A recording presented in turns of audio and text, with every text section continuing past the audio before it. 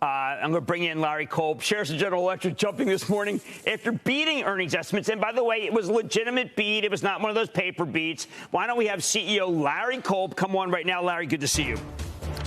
Jim, David, good morning. All right, so Larry, when I go through the usual deck, what I notice is this time it's not a discussion about how important aerospace is. You're talking about industrial. Talk about aviation, we talk about healthcare, which seems to me to be in a course of real growth. Power and renewables no longer seem to be the weak sister to your company. I'm wondering whether we're getting to a narrative with the layoffs that you've had to do in aerospace, where in 2021 we're going to be talking about aviation, healthcare, and power pretty much equally. Well, Jim, I think that there's an important role for all four of our industrial segments to play at GE, and you see that today in the earnings release, right? $500 million of free cash flow in the third quarter, better than we would have anticipated, despite the revenue pressure. Clearly aviation driven. We were down organically 12%, but had a really standout quarter in healthcare. And I think the turnarounds we talked about even before COVID at the beginning of the year in both power and renewables are gathering momentum. We came into this year knowing that aviation was a stellar business, healthcare right behind it, and we had work to do in power and renewables. Those teams have done, I think, a really credible job this year on the cost side of things, driving cash better, all the while continuing to innovate, be it with our 7HA turbines at gas power, let alone what we're doing both in onshore and offshore wind and renewables. So plenty more work to do, but I think you see signs of traction here. Now, I do believe that renewables had considered to be an asterisk. That's no longer the case. That healthcare, you sold the crown jewels. I now feel that that's no longer the case.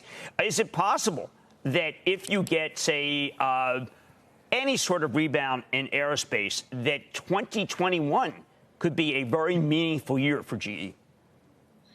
Well, we already believe, Jim, and we've said publicly, reiterating today, that we think next year will be a positive free cash flow year for us. Positive here in the third quarter. We think we have line of sight to at least $2.5 billion of free cash in the fourth quarter. But on a full year basis, we're likely to be negative.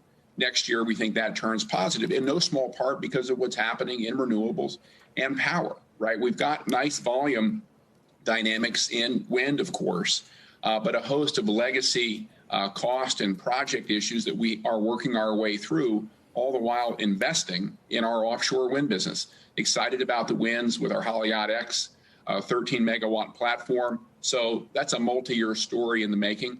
I think we'll turn positive from a free cash perspective in gas power next year, given the very good work the team has done there. Again, not only in terms of cost reduction, but being smarter about the new business we take on, the underwriting and the attendant project execution. Healthcare should continue to be a strong performer for us. And I think we've got aviation ready for continued sequential softness.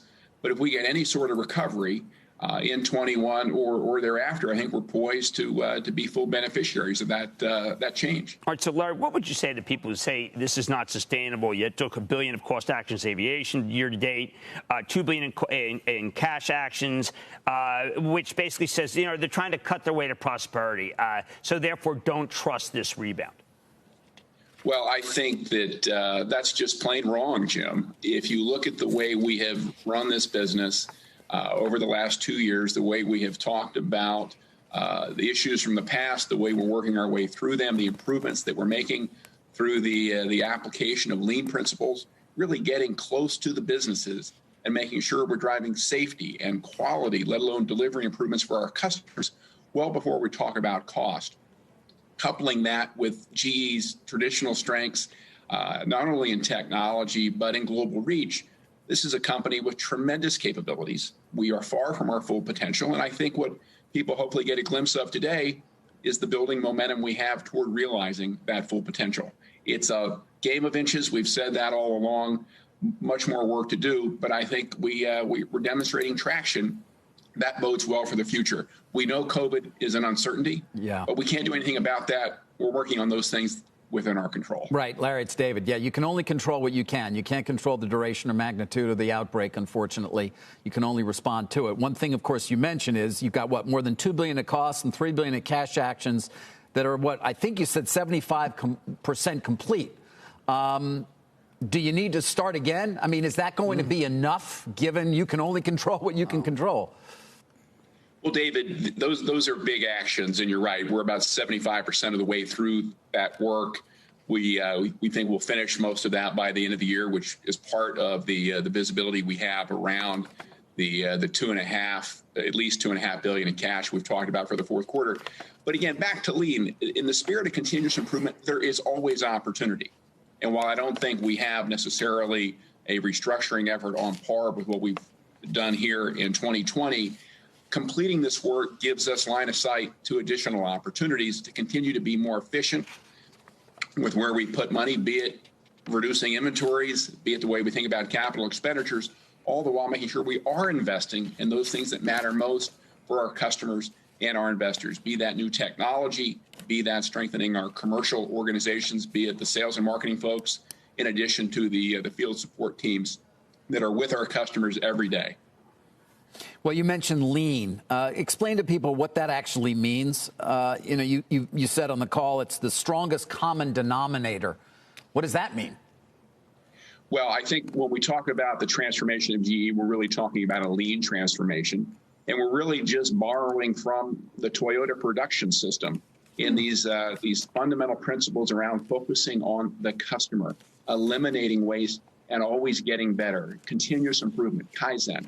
And doing that in a way that is geared toward managing the business the same way every day, and doing that as close to the customer as we possibly can. I know that sounds simple, yeah, but it's also powerful. And that is very much the way we are changing the way we operate in every GE business around the world today. Yeah, I mean, you can get lean and you can be, more agile and everything else, but you can also get weaker if you get too lean. How do you know when when enough has been done? Well, I don't believe that, David, to be honest. We could have a long conversation perhaps on that, but I think what we're really talking about is building muscle in the organization, right? To know when we have an opportunity to serve a customer better, to see waste in the form of a cash expenditure that next time around we want to forego. So I think it's all about building muscle. It's not just about cut, management by objective. It's very much a long-term process-oriented way to build sustainable competitive advantage and ultimately satisfy customers and shareholders. All right, so Larry, let's say we get a change at the White House and we get Vice President Biden comes in. There's a page in your deck, page 8, talks about renewable energy and power and orders. I would have to expect that there's a contingent in that administration says that coal must be phased out 2024, nuclear done. What can you do with renewables that would make it so that, say, the younger people who watch this show want to buy your stock? And can you make it so that it's as profitable, gross margin, as the traditional natural gas plant? Well, Jim, in September, we talked about a new purpose for GE, rising to the challenge of building a world that works. That's really part and parcel of what drives us to lead in the energy transition. We've got similar opportunities in the other businesses, but I would say both in renewables and in power, as we see countries around the world migrate from coal and from nuclear, there are going to be opportunities. We're a leader in onshore wind today. We just aren't as profitable. We aren't generating positive cash. We have to manage that business better. Again, I think we are demonstrating that we are making progress in that regard.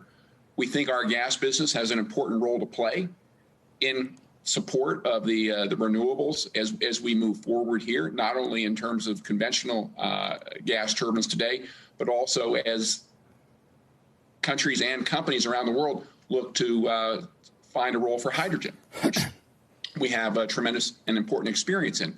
So we have a number of different ways in which we can play the energy transition.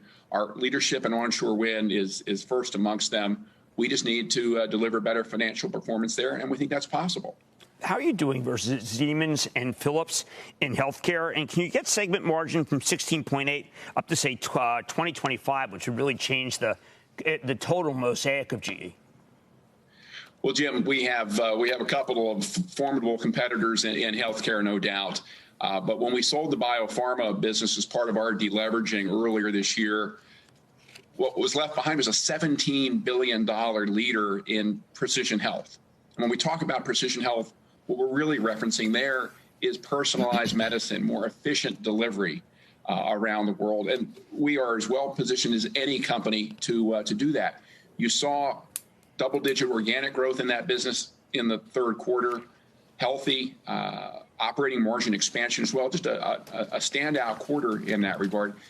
There's going to be more margin expansion. I'm not sure we're ready to go to 20 or 25%, but I think over time, if we're able to grow in the low to mid-single digit range, knock out 25, call it 75 basis points of operating margin expansion per year, that's a business that's going to surprise a lot of people. What about good old energy? Onshore demand, offshore deals as well. We watch the price of oil declining right now. In fact, concerns about global growth. How are you managing that? Well, we don't have a lot of direct exposure there anymore, given the transition away from Baker Hughes. We still have our equity stake, but we have begun to move out of that.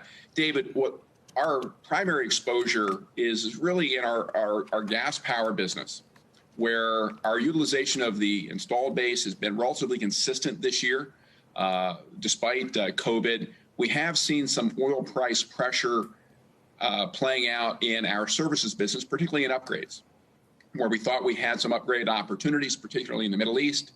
Given what's happened, those opportunities have faded a bit. So we're not banking on those coming back anytime soon. But that's really where we have the most direct pressure from the oil price dynamics in our power segment. No, Larry, thank you so much. I know there are a lot of people who are banking on a turn, and I know that you've been working around the clock to do so. It's great that you came on the show. It's always good to see you. Shepard Smith here. Thanks for watching CNBC on YouTube.